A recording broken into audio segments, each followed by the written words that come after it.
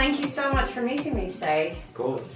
I've been wanting to speak to you for quite some time because you're particularly open on YouTube about your diagnosis of borderline personality disorder. So I have loads of questions for you. But first of all, when did you get diagnosed? I got diagnosed somewhere between 17 and 18 years old. Okay. And the only reason why I was diagnosed is because I attempted to kill myself. And then after that, then I started seeing psychiatrists and then came the diagnosis. Tell me more about trying to kill yourself. What was happening for you in your life running up to that? So I guess the easiest way to sort of describe it is starting from the start. So at the age of 6, the first sort of large trauma that happened to me that really affected my life is my dad passed away. And that was a really sort of pivotal moment in my life. Although I was 6 years old, I remember blaming myself for him passing away. I felt like I didn't go and see him enough. Where my mum and my dad lived in separate places, I felt like it was my responsibility to go and see him. Obviously being 6, that probably wasn't the case, but that really sort of changed me. Then as I sort of go through my life, I get to about the age of some young age, and some sort of sexual things happened to me when I was that sort of age, and I didn't sort of see anything by it at the time. But obviously growing up now, knowing what that is, I think that had a large input on who I was and how I thought. Then getting to the age of about somewhere between 10 and 12, I had a new father figure step into my life, my stepdad, who I love very, very much. I remember when he first sort of came into my life thinking, I've got a new dad. Like, it almost felt like Christmas. What I was missing predominantly in my life had now come back around. About the age of 15, 16, due to family issues, he ended up leaving, but he is now back in my life now, which I'm very, very grateful for.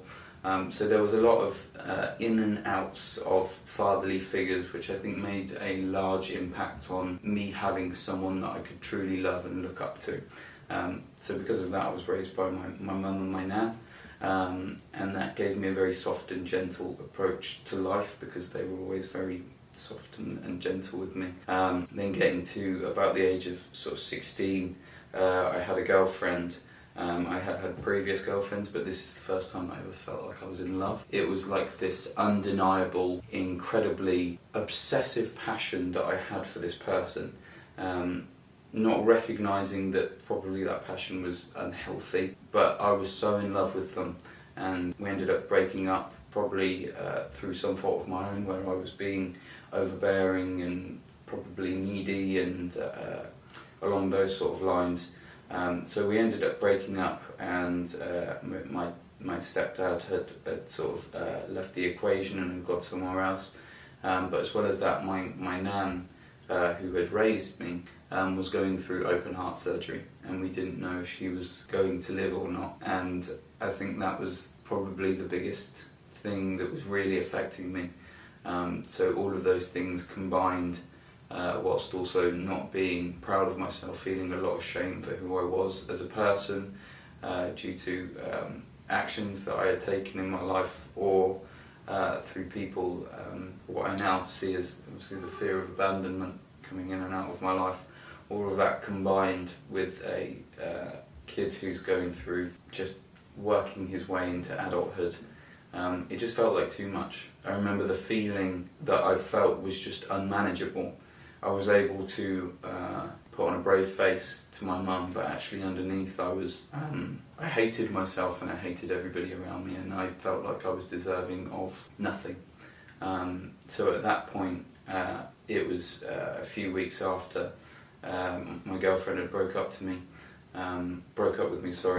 I ended up crashing my car into a wall outside her house on Mother's Day. Because I didn't realise it was Mother's Day, because I was so in my own world, and I did it outside of her house because I wanted someone to notice how much pain I was going through, and that was such an awful move, because I'm sure that would have affected her greatly. I know that it affected my mum and my brother and my family. I did my best to try and keep it a secret from not my close relatives, but other parts of my family. And that felt like just a big secret. I didn't just try once, I tried a couple of times. It was interesting, or looking back on it now, it's interesting because I always informed someone of what I was going to do. Whether it be a friend or a loved one, I was just trying to express how I felt, and then if that was it, if that was the end, then so be it. At least I tried to tell someone. So then I ended up taking 2 or 3 overdoses of paracetamol or anything in the house that I could find. I've got scars on my arm where sometimes I was trying to just feel something, but other times I was trying to not feel anything, if that makes sense. So it was a fine sort of balance. And then obviously the years after that is figuring out who I am and how to get better. I think that's the goal. I'm still working towards that now. I'm not perfect by any means, but I'm definitely a long way from where I was. And tell me about the diagnosis. So when you received that information, what was that like for you? Very, very difficult to accept, because I felt like I was then different to everybody else, and I didn't want to be different. I didn't want to feel like I had an illness. I didn't feel ill. I was convinced that I was absolutely A-okay. I remember going to see the psychiatrist after I'd crashed my car, and my mum sat outside in the lobby, sort of, holding my hand and just trying to sort of push me to go in there and be as honest as I could. And I remember I was completely honest, and the more honest I was, the more that I cried, and it felt like I was like a boiling kettle right on the brink of boiler, if that makes sense. But then coming out of it and accepting the diagnosis was a completely different thing. I didn't look into the personality disorder for years after, maybe 2 or 3 years. I got diagnosed, like I said, about 17, 18, but it was only when I was about 21, coming out of the other side of university, that I thought, wow, I do have this thing that I got diagnosed with, and I just have never looked it up because I don't want that to be me. But it was me. And finding that balance of accepting that there was an issue was incredibly difficult, but once I did accept it, that allowed the healing process to then really kick up a notch. What are the symptoms of borderline personality disorder for you? For myself, the emotional sort of mood swings are very predominant. I'm very willing to accept them now. I used to be very ashamed of crying in front of people, so I would do it in my own time and I would just keep it to myself. But a problem shared is a problem halved. And as I've sort of grown up, I've been more willing to show my emotional side, because it's no longer something that I feel ashamed of, it's something that I feel proud of. If I'm willing to show who I am emotionally, and we all know how men can be perceived and in a certain way, but trying to show that emotional side to everybody that I can, I feel really helps me. And the more that I do it, the better I feel in myself, because now there's nothing else that I should hide or I can hide. It's just, this is who I am, and accept me if you want to accept me, and if you don't, that's completely fine. Another part of it is impulsiveness, being incredibly impulsive. Again, it's something that I'm now aware of and I try to manage, but those impulses do come through very thick and strong. Black and white thinking, so difficult for me to find a grey area of something. This is why routine really, really helps me. But sometimes if I do routine for too long, I end up shooting myself in the foot, because I don't feel like I'm progressing, because I'm doing the same thing day in and day out. But say, for example, with eating, I know that we discussed this a little bit earlier, but sometimes I fast and I'll eat 1 meal a day, and I'll do that for 3 months, and I'll really focus all of my attention on going to the gym and exercising, and get myself in a good shape. and this is where body image comes into play, where I look at myself in the mirror maybe 10-15 times a day, and I'll stand there for 3 minutes just tugging at my skin, going, I don't like this, I don't like this. But then when it gets to the other side of the scale, when I do like it, I look at myself in an egotistical way, and then it goes back around the other way, where I'm looking at myself and I absolutely hate this, and I'm literally pulling at my skin, saying, it doesn't make me feel happy. And maybe that's to do with social media and things like that, constantly comparing myself to others. I can't really think off the top of my head other parts of it, but there definitely is. I've spoken about it a couple of times on my videos, but I'm learning about BPD just as much as everybody else. I definitely don't know it all. I just know my sort of experiences of it, and try and help people through my understanding of it. But everybody's is different. What's been helpful for you? Exercise and drama school. That little voice in the back of my brain saying I don't want to do that is the voice that, if I follow for too long, ends up leading me down a very negative path. I don't want to do that. I don't want to go to the gym. I don't want to go see my friends. I don't want to eat. I don't want to get up out of bed in the morning. I don't want to shower. I don't want to do anything. I don't want to be alive. That's the progression that it follows. But so I can't control my thoughts, but I can actively choose to have a thought. I like to go down the lines of I can, I will, I am. So if I'm not necessarily having a good time, I try and say, right, I can do this, I can get out of bed, I can be happy, I can go enjoy time with my friends, I can do this without being anxious. And then I move that once I'm actively thinking that and making the choice to think those things, even if I'm feeling negative, actively choosing to think those things, then I move on to I will do this, I will get up out of bed, I will shower, I will be happy, I will see my friends, I will do things I enjoy, I will be proud of myself, etc, etc. Once I've done that enough and I feel like that's the way that my brain is constantly thinking, again through choice of choosing to think those things, then I move on to I am happy, I am going to see my friends, I am not anxious anymore, I am this and I am that.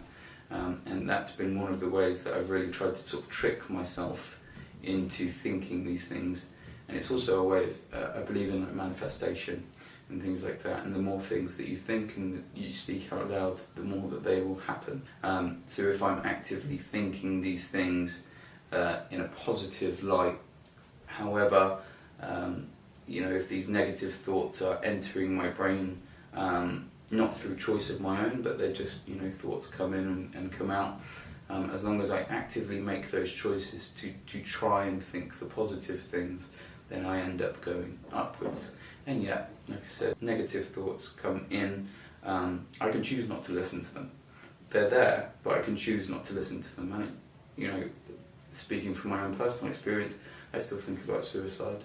I still think really negative things, but I, give myself a little slap on the back of the wrist and say, no, that's not helpful for me by any means. And the more that I can depict those helpful and unhelpful thoughts, the better I get. The second thing being, when I went to drama school, I had an incredible teacher called Andrea, and she had a session a week called Circle, and I think it was taken directly from a form of therapy that she went through that she felt would be beneficial to her actors, because a lot of actors have wounds that they work from that they may not necessarily understand. I knew what my wounds were. So every single week there was 49 of us in a class, and each person would have a minute and a half to speak about what they wanted to. It could be anything. It could be what they had for breakfast in the morning, it could be how they're currently feeling, it could have been something that happened to them on the weekend, it could be something that happened years ago. It doesn't matter. But you're allowed to speak whatever you want for a minute and a half. You can choose not to speak if you don't want to. If you have nothing to say, that's completely fine, you just listen. But nobody else in the room is allowed to talk to you about what you've spoken about. You are only allowed to approach them with what you have spoken about. So if you feel comfortable after, you can say, I'd like to talk about this with you, and then you can have an open conversation. But if not, you were safe and you just felt heard.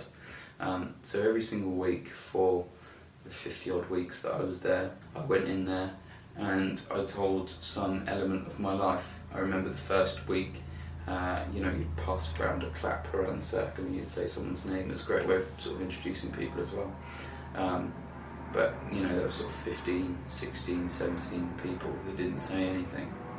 And then it got round to one person and they said something that was a little bit vulnerable, a little bit revealing. And then I remember it got to me and I was almost speechless at the start. But then I just remember saying something along the lines of, I feel incredibly ashamed of myself because on Mother's Day I tried to kill myself and I was so wrapped up in my own stuff that I didn't think about my mum, who has been the person that has cared for me since I was born and has been the only person that has always been there for me. And I remember crying my eyes out and actually talking about this. I thought I would be more emotional, but it seems like the healing process has worked. But yeah, I went in every single week and I cried my eyes out, and I did it in front of people. I was looking them in the eyes so that they could see my pain and see me and see who I really was, not this version of myself that I like to put out there when I don't know the person. I thought I'd jump in head first. The things that are the most scary to me are the things that I have to do, and that was so intimidating, so I did it, and because of that I felt better. What did that do for shame? Because shame is an emotion that you've really struggled with, particularly when you were feeling suicidal. So tell me about how shame has taken place in your life over time, but has changed over time. Shame has been something that built up as I was growing up, and through the things that had happened to me or that I had done.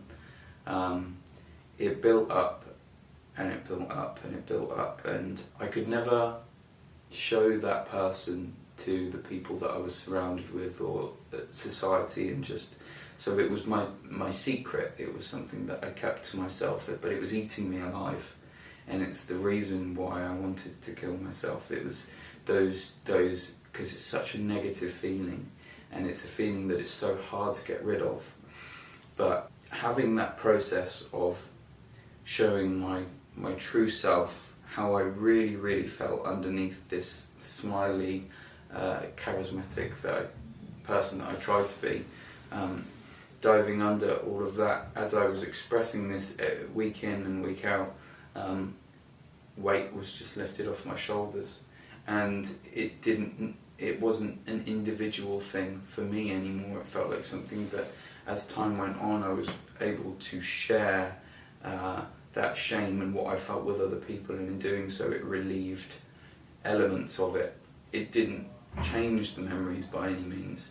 They're still there, but now I'm able to do things like this, talking to you about these things where people will see, and I'm okay with that. It's no longer just for me, and in doing that I can help other people.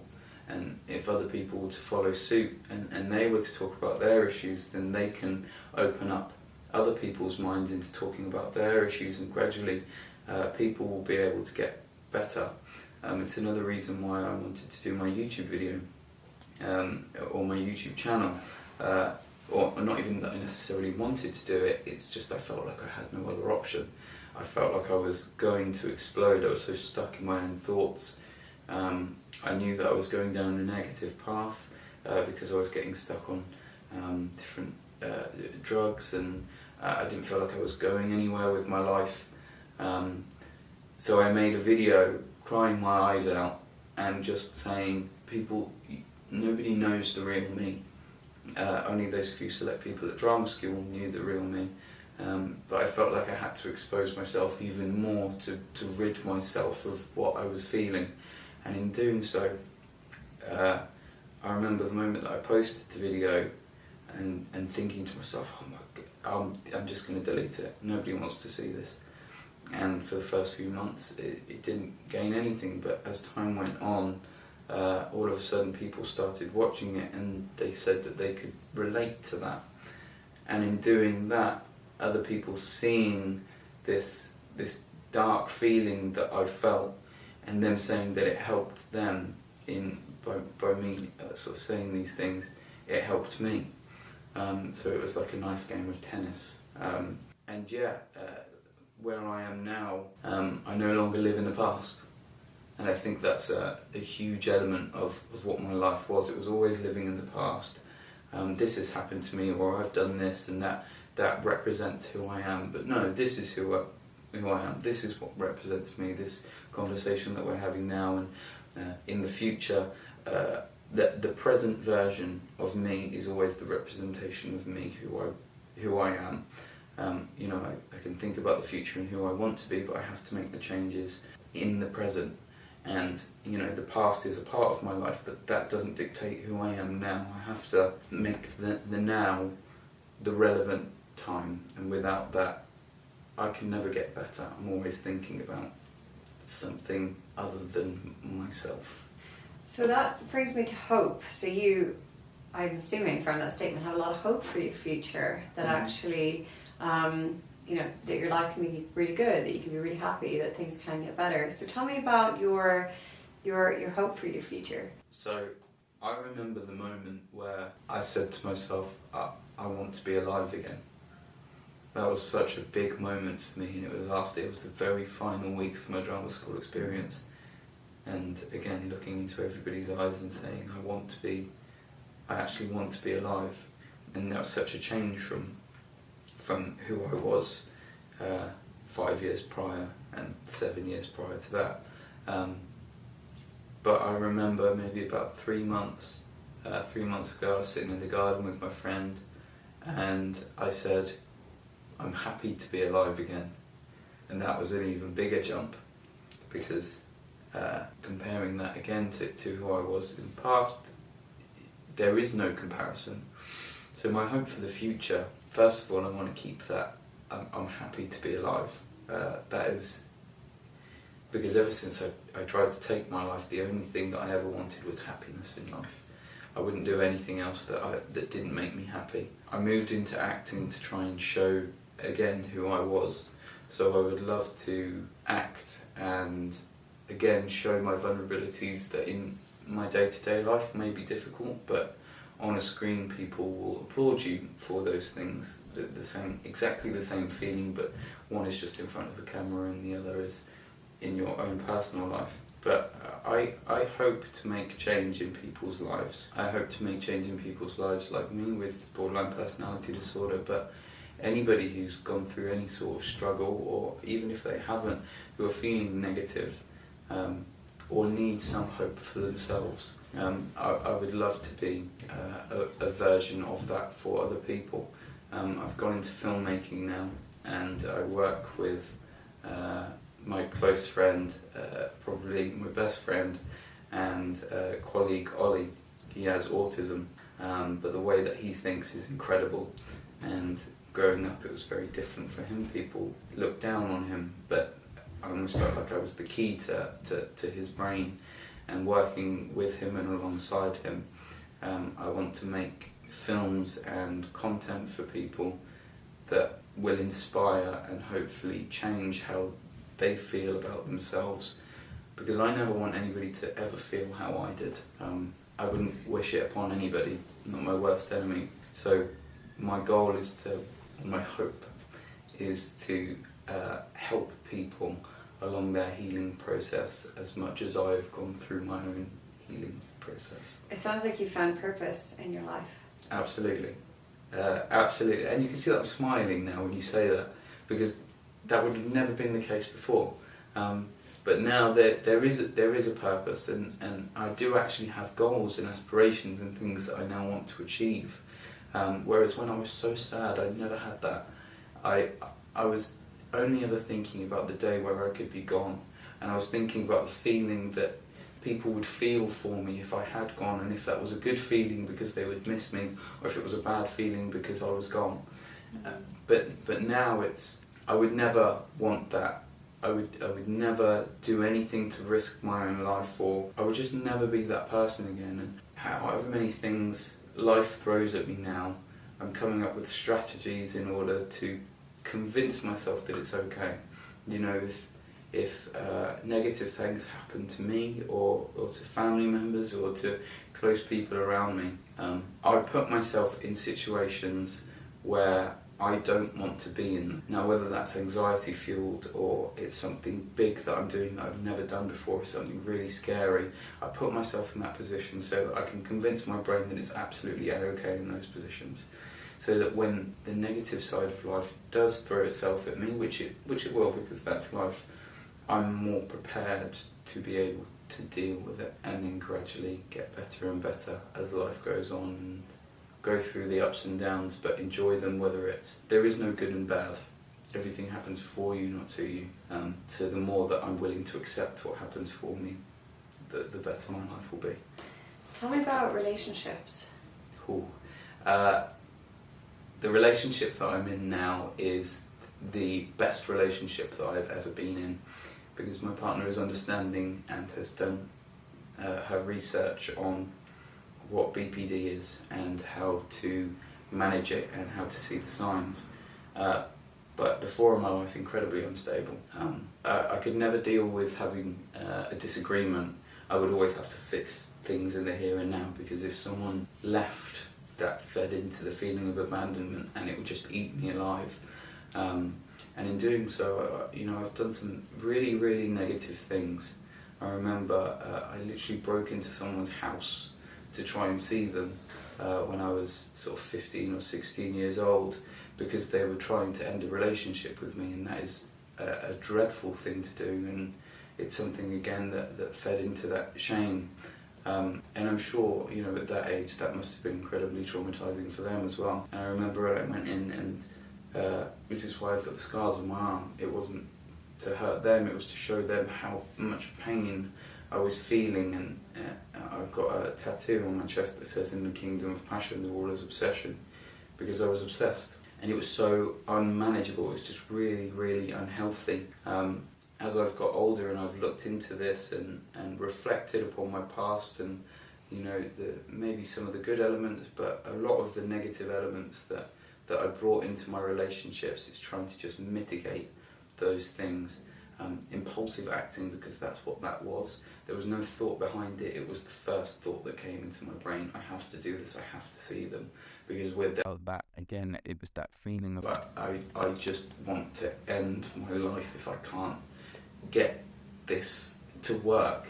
And it didn't work, but it didn't end my life. So then going through all those relationships, as I got older, I didn't think that relationships were for me because of the negative things that I had done or had happened to me within them.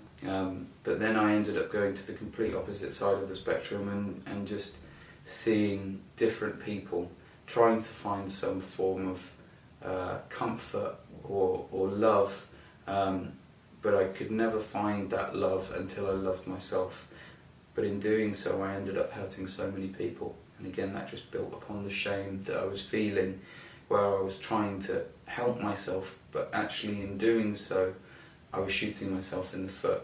Could you elaborate on that in terms of hurting other people? What was your behaviour at the time that would hurt others?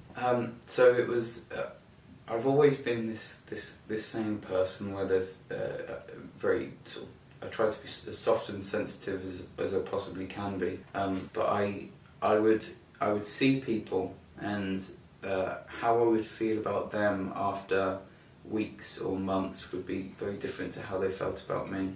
And I remember a few people telling me that they loved me and I didn't love them, nor did I want to be in a relationship with them, but I carried on seeing them. And it's not a very honourable thing to do when you're playing with other people's feelings. And I was very selfish at the time because I was only thinking about how I felt. I couldn't comprehend how anybody else would feel.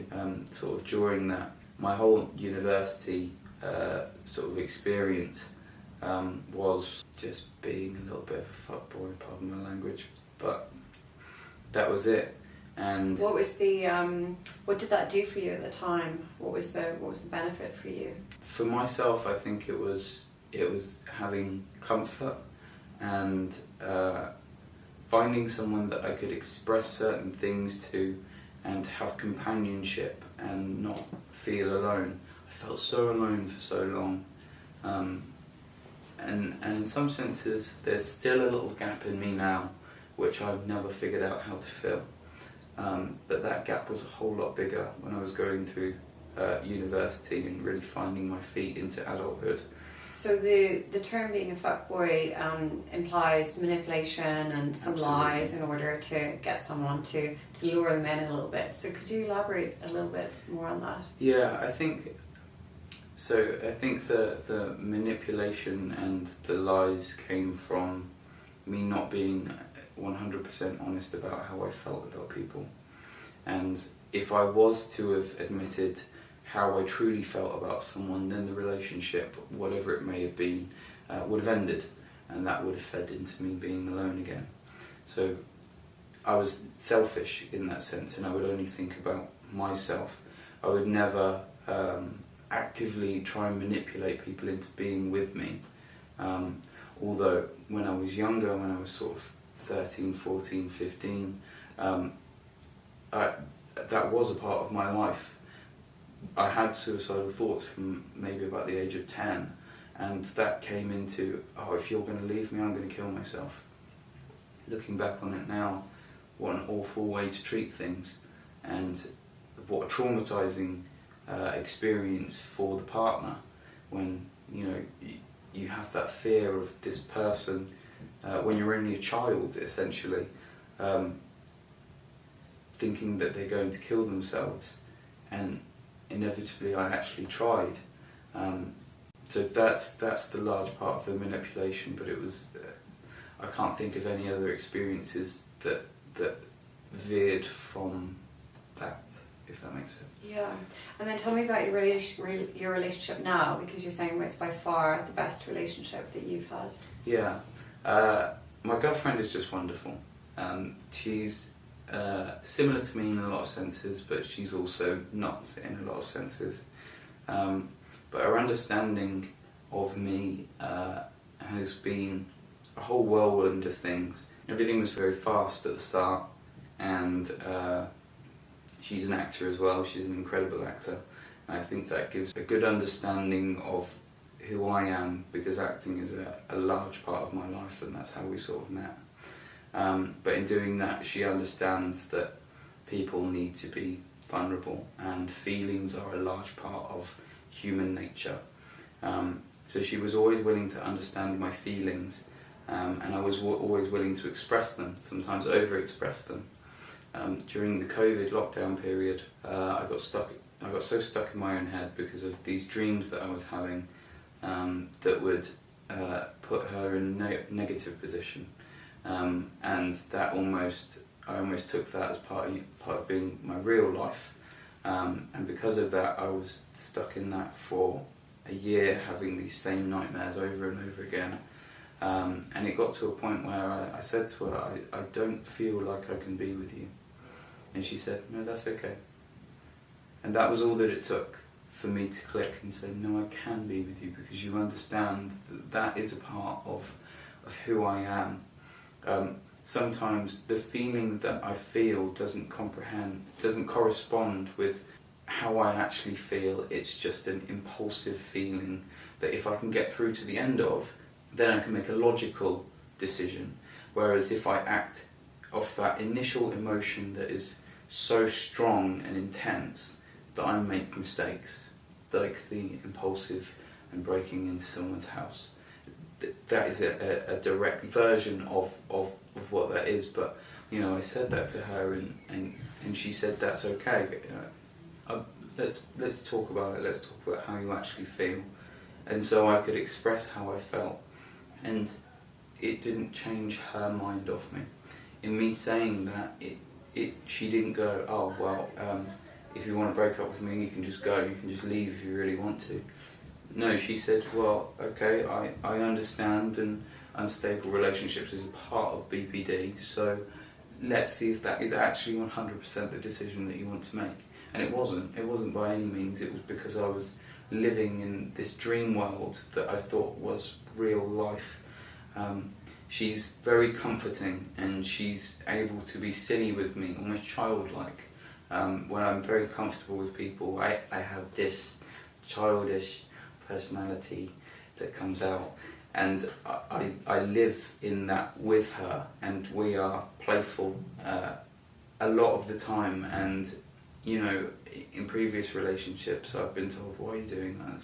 Stop talking like a child, like it's so stupid, which added to the shame, because that is a part of who I am. But I'm able to do that with her, and I'm able to do it freely whenever I want, and it's the same with my very, very close friends as well, although it does come out a lot less then. But certain things like that, and just the way that she is, you know, we have a perfect balance of yin and yang, and she feels things very intensely as well. But she's never overbearing, and because she tries her best to understand me, I do my absolute best to understand her as well. I don't ever want it to be one way, and if there's ever a problem, we've got to the point where we wouldn't just up and out and leave. We would talk about it. She's always honest with me, and I'm always honest with her.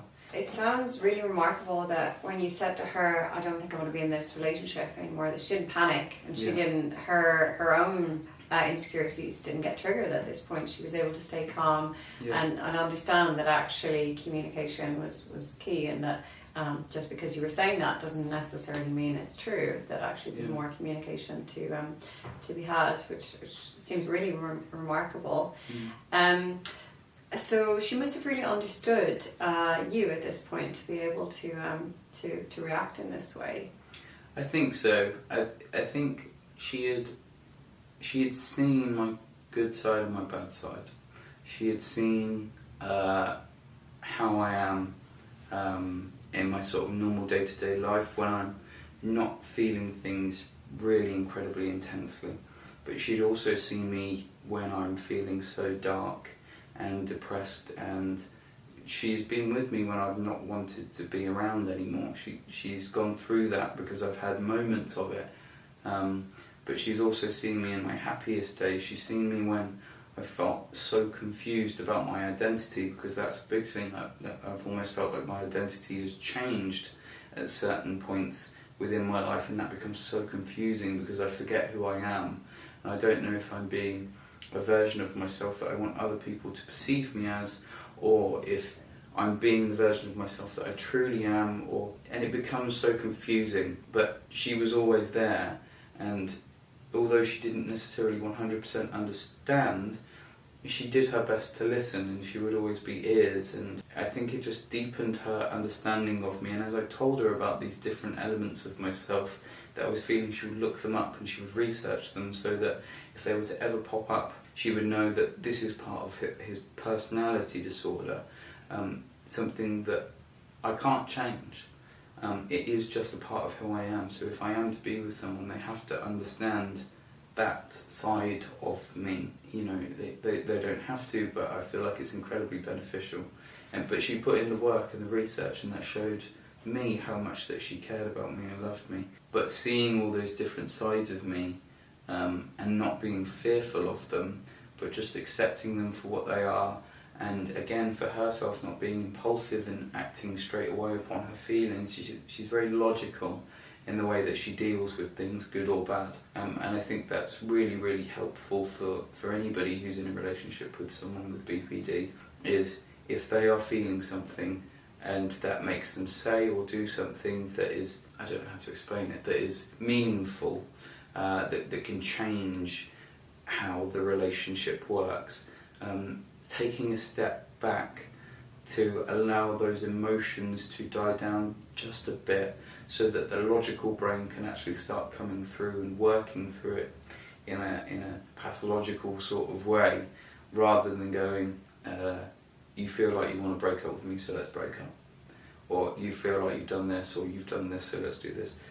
If there's a logical, respectful way of doing it, where there's honesty and absolute honesty as well, then that is the best sort of method that we have found. Honesty as well.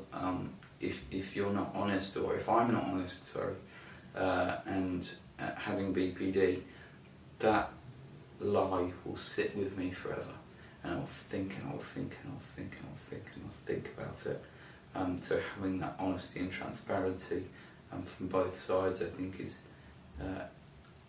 best way, no matter how hard it is to deal with the honesty. I think it's harder to deal with the internal lie.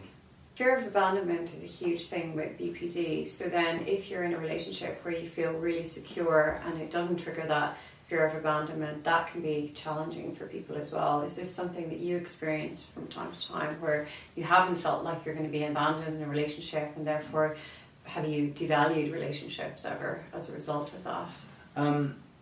Yes. Yeah, it's almost security. So fear of abandonment is so prominent in who I am, and I'm sure for many other people with BPD.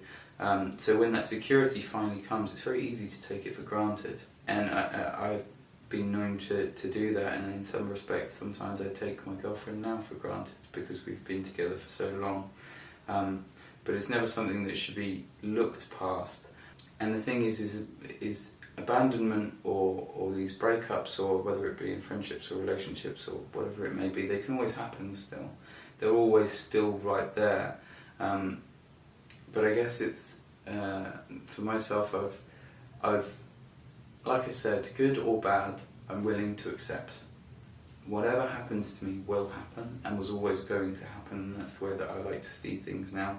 I can't change my past, can't change my future, but I can live in the present and I can feel what the present feels like. So if abandonment was ever to pop up again, well then that's fine. And the feeling that I feel because of it, that's okay, that's my human nature. But as soon as it becomes unhealthy for me, or not helpful for me anymore, well then I need to start reverting back to I can, I will, I am. Allow myself to feel the things that I naturally want to feel. But when it's negative and it's not helping me anymore, then that's when I adapt and start changing the mindset. I hope that answers the question. Yeah, that answers it really well. I want to ask you about the concept of favourite person and BPD. I know this is a concept that you understand really well, but for a lot of people they don't actually know very much about this. So so tell me about the favourite person and BPD. Yeah, so my favourite person is definitely my girlfriend. Favourite person, again, it relates to what I've got tattooed on my chest. In the kingdom of passion, the ruler is obsession. There's almost some obsessive thoughts towards her where I just think about her all the time. If she does anything, so I've had experiences where something negative has happened and my judgment of her or my perception of her has completely flipped on its head, and it's gone from she's my favourite person in the world, all I want to do is spend all of my time with her, to I resent her. I don't want anything to do with her. I almost want to completely block her out of my life. But again, I know that that's an impulsive thought. It comes from that switch. It almost feels like I'm going right away from up here, all the way down here, but then I can come all the way back up. Finding that black and white, that grey area, is really, really valuable. But it's something difficult to manage. It comes into my dreams. You know, she's all that I dream about, whether it be good or bad. I always think about it. She's always at the forefront of my mind with whatever I'm doing, and you know, I can be sometimes too needy, where I just want to spend all of my time with her, which sometimes can be unhealthy because we need, as people, I'm sure, to spend time with other people. So yeah, it's there, but I guess it's just finding time to, it sounds odd, but have other hobbies and have other things to do. And if your favourite person is the only person within your life, then if that switch happens where they go from your favourite person to potentially resenting them because of, you know, it could be so small, the thing that has happened, but it emotionally triggers you in a certain way. But if they're your only person that you have, then who is there to talk to? Who is there to help go with you going through that sort of issue? Favourite person for me is healthy and unhealthy. If it gets too far towards the obsession side of things, then it's unhealthy. But if it's someone, so I tell Sil, my girlfriend, that she's my favourite person, and sometimes she says, no, don't say that, because if I'm your favourite person, then I know what can happen. And I say, okay. And then other times she's like, yeah, no, I understand that I'm your favourite, and that's okay. But she's accepting of being that person, and almost knows the role that is within my life. But because of that, she will always approach it very emotionally sensitive and logically, so that if it gets too much, she'll tell me. And she'll say, it's a little bit too much now, maybe we need just a tiny bit of distance, we don't need to see each other all the time, etc, etc. Or sometimes she says, I really enjoy being this person of yours, because you make me as happy as I make you. So it's a nice sort of balance, but definitely having that balance is needed, and that comes back to the transparency and the honesty, and hopefully the person who's receiving that news, they're not too fearful of it and are able to work with it and manage it in a way that's emotionally helpful for both parties. So there's been the favourite person, it's this obsession, but if they do something wrong, it can be like they're of no value anymore, they're the worst person. Can you give me an example in your relationship of when she became the bad person, and her, the risk of her being the favourite person and being idolised, and then it flipped on its head, and then you saw her as just this monster, or this really bad person, and what did you do in those moments? When was it really challenging for you? So one of the most sort of crystal cut moments for me was again during lockdown.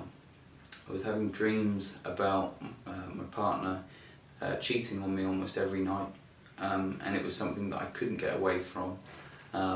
It's part of a sleep disorder that I have, and that was affecting me in my day-to-day life. And I remember sitting out in the garden. It was maybe a year and a bit into lockdown, and I was sitting in the garden, and she came out, and I got a message pop up on my phone, and it was from a girl, and she said, "Who's that?" And that was it. That was it. All of a sudden, from being like my idol, my inspiration, my most favourite and incredible person, to I've had all these dreams about you that you don't understand, and you saying "who's that" when I've experienced all of these horrible feelings in my dreams, then all of a sudden it just went whoom, and then I had to sit in that feeling for 3-4 days of constantly going, oh no, but I love this person to bits, but no, that this feeling is just overbearing of that, and I can't get through that. And that's when I said to them, I feel like I absolutely have to break up with you. And they said, that's okay, let's talk about it. But as soon as they said that's okay, boom, straight back to my favourite person. It was literally completely polar opposite sides of the spectrum, and the feeling that I got when they went from the favourite person to the not favourite person, it was like the sick to my stomach feeling, like constant butterflies. I couldn't stop thinking, and my brain was saying good things and bad things about them both, and trying to sift through those thoughts and say, is this helpful, is this not helpful? Almost felt like it went out the window a little bit, and it was like I could only listen to the negative thoughts. But like I said, with time, and that was the thing, it was time that got me through it, and trying to actively think better thoughts when I had the chance to, when I felt like I could, is kind of what got me through to the other side of it. It's like the click of a switch. Like it really is as fast as that, but as soon as the lights turn off, they're off, and as soon as they turn back on, they're on. And this is why I speak about impulsiveness so often, because if I would have said, I feel like I have to break up with you, and they said, oh, okay, well, maybe we should talk about that, and I say, no, I want to break up with you, then I would have got rid of like 2 or 3 of the happiest years of my entire life, just in the click of a switch. And that wasn't actually what I wanted. It was my interpretation of something that had sent me downwards. It was nothing that they had done. And, someone saying, who's that? It's just a question. There was no insinuation by that. She didn't say it in a way that was saying, oh, who's that? Have you been cheating on me? Have you been flirting with other people? It was none of that. She just asked a question. But that was all it took to take me to that completely other place. And when that switch was flipped, what was your behaviour like towards her before you said, I think I might need to break up with you? Before that, it was because of the dreams, it was becoming difficult, and spending all of my time with them but living in this dream world at the same time, it was difficult to manage because I couldn't figure out. When she turned from the favourite person to the bad person, before you announced, I need to break up with you, was it like, did you feel like you wanted to distance yourself? Was there, because she was all of a sudden no longer the favourite person, so it was like initially idolization and all of this, did you then kind of back off? And so because of COVID, we were living together at the time, so it was very difficult to do that, but we did spend, we'd be in separate rooms and we'd say hello to each other, and we'd be as civil as we can, but I just needed time on my own to think, and I would actively say that I just need time to myself to just let me get through this, and then when I can, then let's talk about it. But I was doing exercise helped me so much. It really did. All of my stress and frustrations I would put into as much exercise as I humanly could, so I could exhaust myself. And then unfortunately I ended up turning to smoking weed a whole lot more. As a way of coping, but also it slowed down my thoughts, and that helped me at the time, but it didn't help me as things progressed, because it led into paranoia and things like that, and that made things a whole lot worse. And is there a big desire from time to time to manage your mind through substances, because you're trying to regulate your mood, you're trying to kind of figure out, okay, how do I change my mind here, how do I get myself into a different state? Definitely. I've had troubles with all sorts of addictions through my life, and it's to get away from feelings that I find are difficult to manage, like you say, whether they be intense or long-standing. When anxiety is the biggest one, it's something that I haven't necessarily even recognised for a large portion of my life, and it's only in the last sort of 2 years that I've really said, wow, I am an anxious person. It's interesting because talking to you now on the train on the way here, butterflies in my stomach the whole way, almost thinking, oh, I'm going to turn around, really, but as soon as I'm talking to you, it's completely okay because I'm talking about it. A problem shared is a problem halved, so that kind of ticks the boxes. But intense feelings. Anger was a really, really big one. As I was growing up, I was really angry at just the world, at everybody. So I would turn to smoking to do that, because then I would calm down. Again, the thoughts would slow down. And it's something that I'm still going through now. I stopped in January till my birthday, but then slowly I've touched base with it. And in the back of my mind, I say to myself, I know that I don't want to smoke anymore. I want to be able to manage my own feelings and emotions by myself without any help, without any medication of any sort. But actually making the choice to not do that is very difficult. And it almost feels that there's no correlation between knowing what I need to do in life and actually doing it. It feels like there is, okay, well, this is what I know that I need to do. So if I keep on doing that, this will happen. No, mine is, I know that this is what I need to do, so I need to make an active choice, either yes or no. Is this going to benefit me enough for me to actually do it? And that sort of why is comfortability, I guess, in a sense of this. For example, smoking. This has always made me feel better, so I'll always choose no. It makes me feel better. When knowing in the back of my mind, the more that I am myself without any adjustments is the best version of myself, because then that's me, that's truly me, who I am, and that's the person that I want to be. Yeah, it's interesting, and I haven't quite figured out the go-to method to get around it, but I'm working on it and I'm getting better, and perfection's not what I'm aiming for. It's laying the brick day by day to eventually build a house.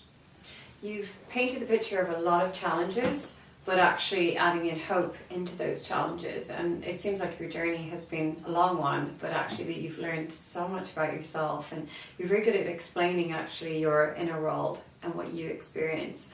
So I'm just wondering about some advice for people out there who are not where you're at right now. They're struggling and they need some hope about actually managing this disorder and being able to live a fulfilling and happy life and meaningful life. So what advice would you give to people? First and foremost, never ever give up. Never ever give up, no matter how hard the feeling is that you're currently feeling. As long as you make it through to tomorrow, everything's all good. And trauma will always sit with you. It always sits with me, but it comes in waves. And sometimes the waves are tidal waves, especially at the first sort of interaction of the trauma. But with time and understanding and reflection, the waves begin to get smaller, and there's more gaps between the waves. I went from trying to kill myself to now co-running a film production company with my best friend. And I went from not wanting to live to now being happy that I live my life and never wanting to die. So it's possible, and it's possible for me, and I know that's individual to me, but I'm sure, or I know that it's possible for other people. And it comes with time and patience and determination, never ever giving up.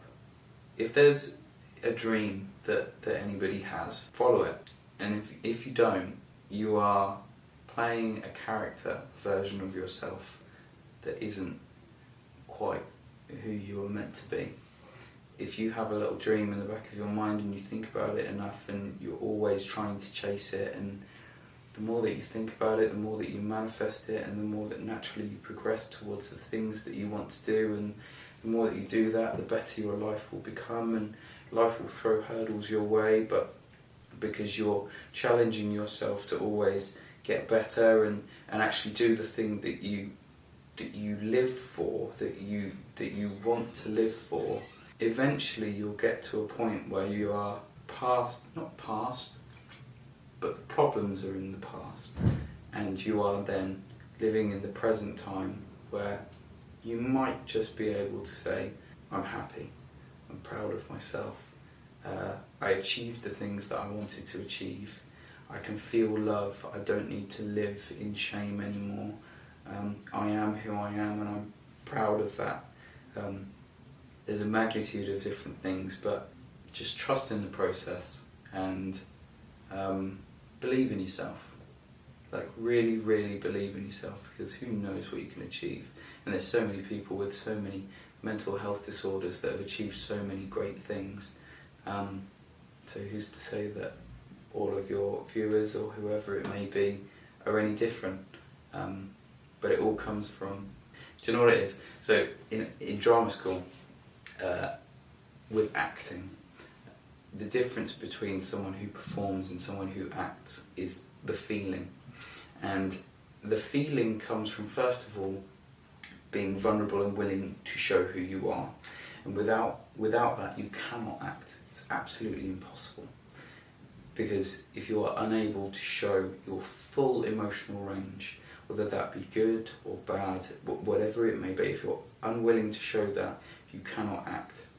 But also, if you don't believe in yourself that you can do the job, you can't do the job. So believe in yourself, and the more that you believe in yourself, the better you will be. And that's what's happened in my life. The more that I truly believe it now. That's the biggest difference, is I truly believe that I can achieve the things that I want to achieve. There is no mental blockage anymore saying, oh, I don't know if you can do that, I don't know if you're quite good enough. I've gone through that. I can, I will, I am. I am now believing in myself. And hopefully if others can do that, then they can feel happiness. Reece, you've made some incredible videos on YouTube where you've been really vulnerable and very real as a person.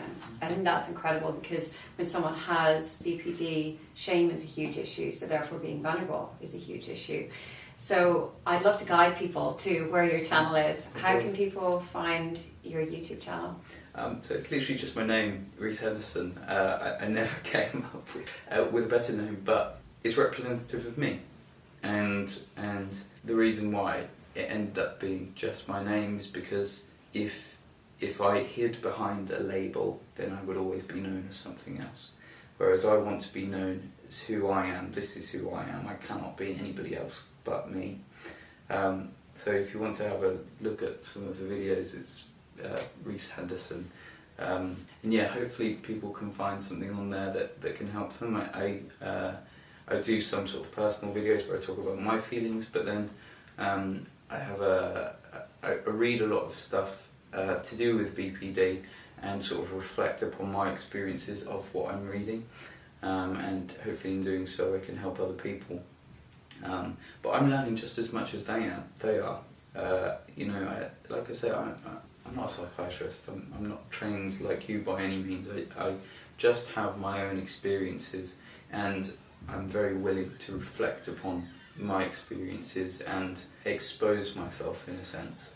But I just want to help people that are like me who maybe don't have the courage yet to go through that exposure of themselves. But I would challenge them to do so, whether that be with friends or family or loved ones, and take baby steps at the start. Not even baby steps. Take steps. Lay your brick each day. And if something ever makes them feel really, really uncomfortable or scares them or fills them with anxiety, that is the absolute thing that you should do.